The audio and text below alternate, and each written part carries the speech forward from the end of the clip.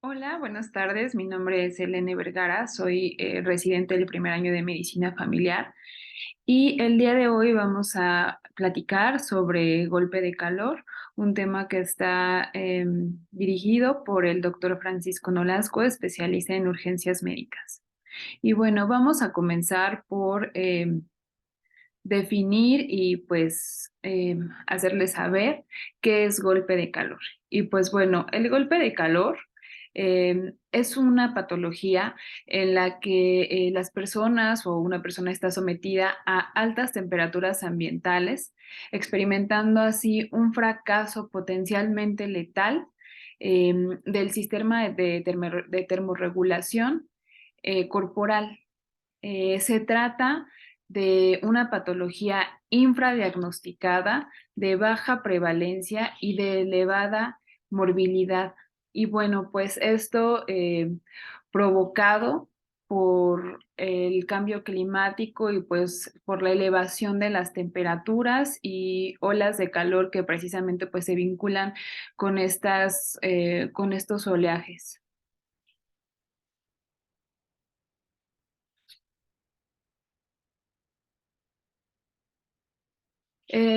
Vamos a platicar sobre los factores de riesgo. Los factores de riesgo que tenemos se pueden dividir en dos. Los primeros es los que son externos o bien pues climáticos. El primero, pues son altas temperaturas, se relacionan principalmente con temperaturas mayores a 32 grados y pues generalmente no menores a 27, que tengamos alta humedad, generalmente por arriba del 70% y ausencia de vientos. Esto es en zonas pues con temperaturas muy altas y con temperaturas muy altas. Los otros factores de riesgo son los que ya van a tener las personas como tal, por ejemplo, con patologías agregadas, es decir, personas que estén cursando con fiebre, con un resfriado común, con gastroenteritis, con diarrea, vómito, deshidratación y que además de esto, pues le agreguemos lo que anteriormente les comenté.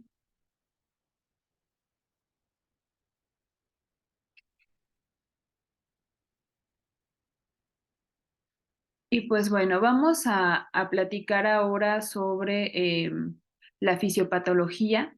Y bueno, el golpe de calor es el resultado de una excesiva carga de calor ambiental sumada a una producción de calor metabólica aumentada, es decir, a una falla o a una inhibición de los mecanismos fisiológicos de la pérdida de calor o bien a ambas causas. Esto es, inicialmente se va a producir un estrés térmico con una respuesta de fase aguda y con un aumento de las proteínas de choque térmico, posteriormente desencadenando una cascada inflamatoria que conduce a una respuesta inflamatoria sistémica y a una disfunción orgánica múltiple. Y pues bueno, esto es lo complicado del golpe de calor, porque pues aunque pareciera un tema muy sencillo, muy breve, pues realmente puede tener un desenlace fatal. Y pues bueno, en esta progresión vamos a encontrar que tiene un rol fundamental la hipoperfusión esplácnica. Con una disfunción de la barrera endotelial, aquí el endotelio pues va a jugar un papel muy importante por la producción de radicales libres de oxígeno, hiperpermeabilidad capilar y translocación bacteriana. Con esto, pues una liberación de endotoxinas y mediadores inflamatorios así como el efecto directo del aumento de temperatura central sobre el endotelio vascular. Esto nos va a conducir a alteraciones del mecanismo de la coagulación. Y pues bueno, a temperaturas extremas y tras un fracaso de la termorregulación, existe además un daño celular directo con desnaturalización de las proteínas celulares, que además, pues bueno, van a aparecer en los primeros minutos. Y con esto, pues vamos a generar necrosis y apoptosis celular.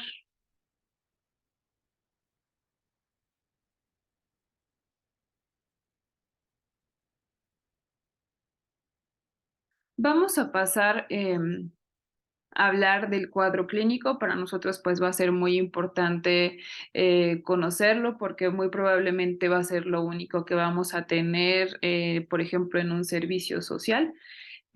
Vamos a encontrar que vamos a tener a un paciente con temperatura corporal elevada, sobre todo, bueno, con más frecuencia por arriba de 40 grados.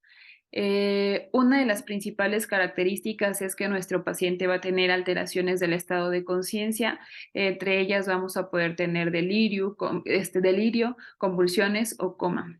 Y ya cuando tenemos una complicación o cuando nuestro paciente llega en un estado más avanzado, pues vamos a encontrar ya datos de disfunción orgánica múltiple.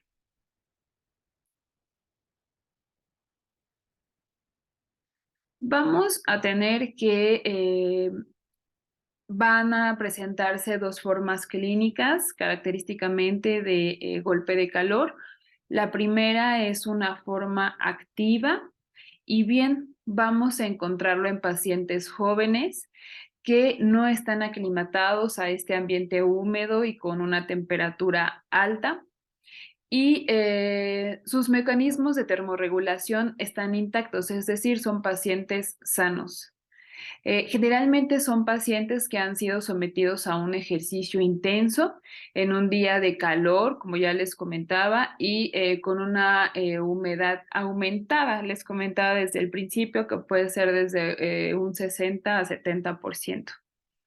Habitualmente pueden tratarse de militares, de pacientes que estaban que tienen como antecedente que estaban tal vez en granjas, que son tal vez deportistas que no están acostumbrados a estos climas. Y pues bueno, vamos a tener que existe un periodo prodrómico que va a ser de aproximadamente unos minutos. Como ya les comentaba, uno de los primeros síntomas, sobre todo en esta forma activa, es que vamos a tener una alteración súbita del estado de conciencia, caracterizado sobre todo por confusión, comportamiento irracional o bien convulsiones, sin que existan antecedentes de que tengamos, por ejemplo, epilepsia. La mortalidad de este cuadro pues puede oscilar entre el 3 al 5%. eh, si le damos una terapia a tiempo, realmente la mortalidad es baja. Pero bueno, vamos a platicar sobre la segunda forma que, bueno, no tiene tantas, en el que va a cambiar nuestra mortalidad. La segunda forma, pues es nuestra forma pasiva. En esta vamos a encontrar que también se le conoce como una presentación clásica y suele observarse sobre todo en pacientes que se van a encontrar en reposo. También sometidas a altas temperaturas, cuyos mecanismos de autorregulación de térmica se encuentran alterados, ya sea porque tienen alguna patología de base, porque a lo mejor ya son pacientes mayores, porque se encuentran debilitados o bien tenemos enfermedades crónicas. También en estos pacientes se pueden incluir aquellos que toman fármacos de manera crónica. Algunos mecanismos por los que los fármacos pueden contribuir a desencadenar el golpe de calor, lo vamos a platicar un poquito más adelante, pero algunos de ellos inhiben el control de la temperatura. Entre ellos pueden ser los anticolinérgicos, antihistamínicos, antidepresivos o antipsicóticos. Generalmente disminuyen la sudoración y con esto pues evitamos que se regule la elevación de la temperatura corporal. Bien, también podemos encontrar entre los agentes cardiovasculares a los antihipertensivos, los diuréticos, que pueden disminuir las respuestas fisiológicas naturales de la deshidratación y la hipertermia, que bueno, son los mecanismos que tenemos para regular el calor. Bien, el periodo prodrómico de esta forma puede cursar desde unas horas hasta días. Y bueno, a veces los pacientes suelen llegar a nuestra sala de urgencias o bien a nuestro consultorio de las 4 a las 6 horas del inicio de los síntomas. Y vamos a tener que este se va a caracterizar por un cuadro de aletargamiento, debilidad, náuseas, vómitos, el trastorno clásico de golpe de calor lo vamos a encontrar como compromiso de la conciencia, anhidrosis, hipertermia y descompensación de la patología de base. Los síntomas generales son que vamos a encontrar un paciente con piel seca, piel caliente y, bueno, como ya les comentaba, con elevada temperatura. En algunas ocasiones, ya con estos pacientes que pueden tener patologías de base, vamos a encontrarlos ya los vamos a encontrar ya más complicados. Hay que ir en búsqueda intencionada, por ejemplo, de una lesión renal o bien ya con datos de choque. La mortalidad en estos pacientes, pues vamos a encontrar que ya es mucho más alta. Podemos ir desde un 10 hasta un 65%, dependiendo del tratamiento pues que brindemos y de las comorbilidades con las que encuentre nuestro paciente.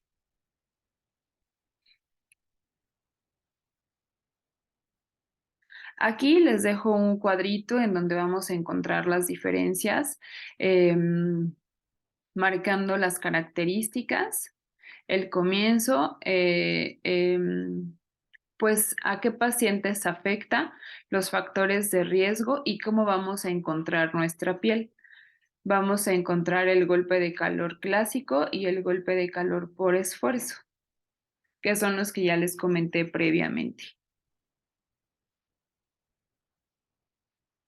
Bueno, pues para realizar nuestro diagnóstico tenemos que ir directo, primero que nada, pues a realizar una adecuada anamnesis. Hay que saber dónde estaba nuestro paciente, qué estaba haciendo, bajo qué clima, en qué condiciones, si tenía alguna patología de base. Si nuestro paciente ya es un paciente adulto, pues preguntar qué medicamentos estaba tomando, pues para sospechar de este diagnóstico y tomarlo como un diagnóstico diferencial, ya que como les decía al principio, es un diagnóstico que está subdiagnosticado, o bueno, una patología más bien que está subdiagnosticada y que a veces dejamos pasar por alto. Nuestra evaluación clínica es muy importante. Ya que pues es lo único con lo que a veces contamos.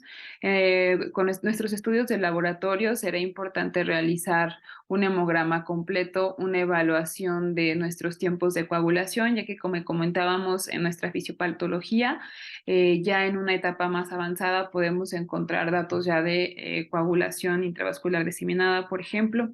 Vamos a solicitar electrolitos, vamos a solicitar BUN, creatinina, porque también podemos encontrar datos de lesión renal aguda.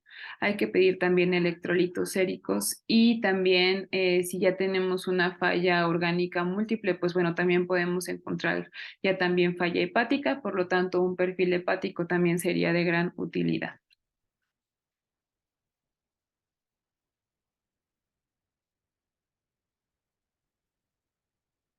En cuanto a nuestros diagnósticos diferenciales, va a ser muy importante pues preguntarnos si nuestro paciente no estaba cursando, por ejemplo, por un agotamiento por calor, aunque aquí pues va a ser muy característica la temperatura, como les comentaba, son temperaturas por arriba de 42 grados.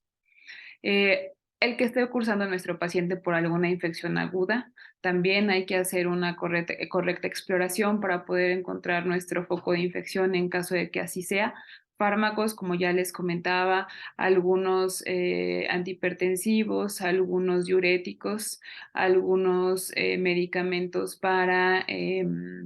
algunos medicamentos psiquiátricos. Otro también diagnóstico diferencial es el estado epiléptico. Hay que preguntar siempre si nuestro paciente ya cursaba previamente con crisis convulsivas.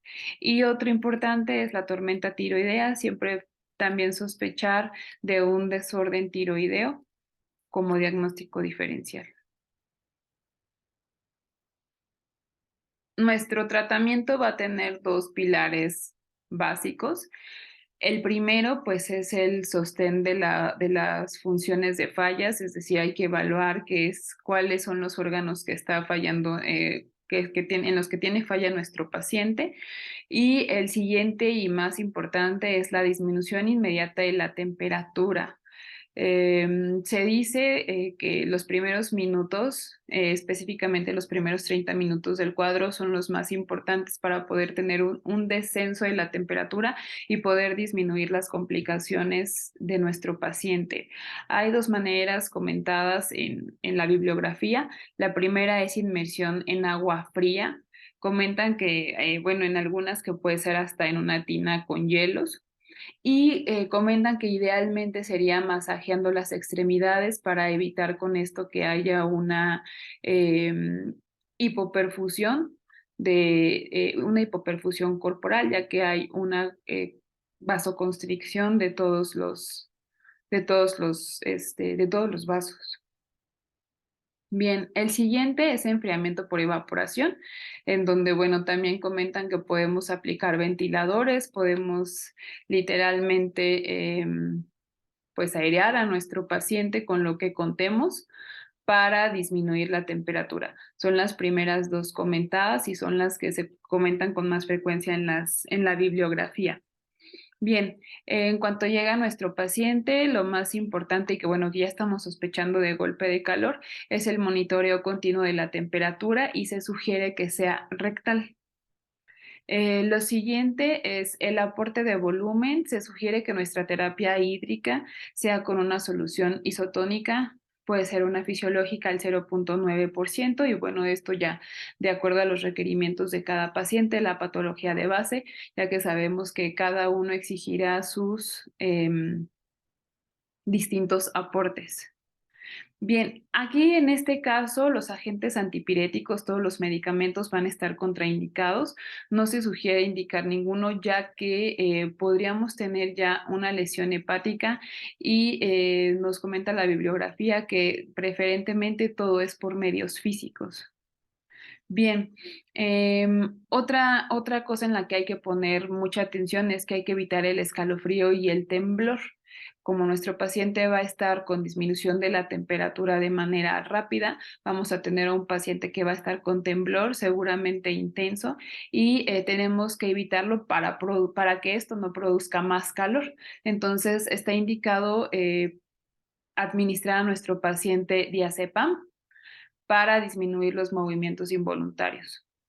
Y bien, dependiendo de la severidad del cuadro de nuestro paciente, valoraremos el apoyo de la unidad de cuidados intensivos, así como el apoyo mecánico ventilatorio y pues bueno, la intubación orotraqueal. Como pueden ver, pues es un manejo muy extenso, es un manejo que requiere una sala de urgencias, es un paciente que si detectamos en nuestra consulta o si detectamos en nuestro servicio social, definitivamente necesita atención por una sala de urgencias, es un paciente que no podemos quedarnos para disminuir temperatura en nuestro consultorio. Y bueno, el pronóstico va a depender de varios factores. La mortalidad y la morbilidad de estos pacientes, pues va a depender de la edad, de los trastornos subyacentes, de la temperatura máxima con la que haya cursado. Comentaba la bibliografía que mientras más temperatura haya tenido nuestro paciente, es muy probable que la lesión que haya provocado, pues haya sido mayor. La duración de la hipertermia, es decir, el tiempo que duró nuestro paciente con esa temperatura y la rapidez del enfriamiento. Como les comentaba, los primeros 30 minutos en los que llega nuestro paciente son cruciales para poder pues revertir o bien limitar los daños por los que está cursando. Nuestro paciente tiene una mortalidad del 80% si no recibe un tratamiento adecuado o simplemente no recibe tratamiento.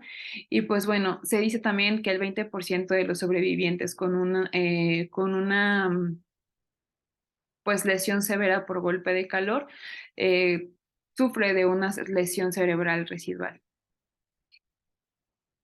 Y pues bueno, como pueden observar, es un tema que poco platicamos, es un tema que poco conocemos. En esta ocasión tuvimos oportunidad de hablar un poquito de él. Realmente son generalidades, pero es para que no lo perdamos de vista y sepamos cómo reaccionar ante una sospecha de paciente con golpe de calor y con complicaciones severas por el mismo. Y pues bueno, eso es todo. Eh, Les dejo la presentación, les dejo en la siguiente diapositiva bibliografía en caso de que quieran consultar con más detalle. Muchas gracias.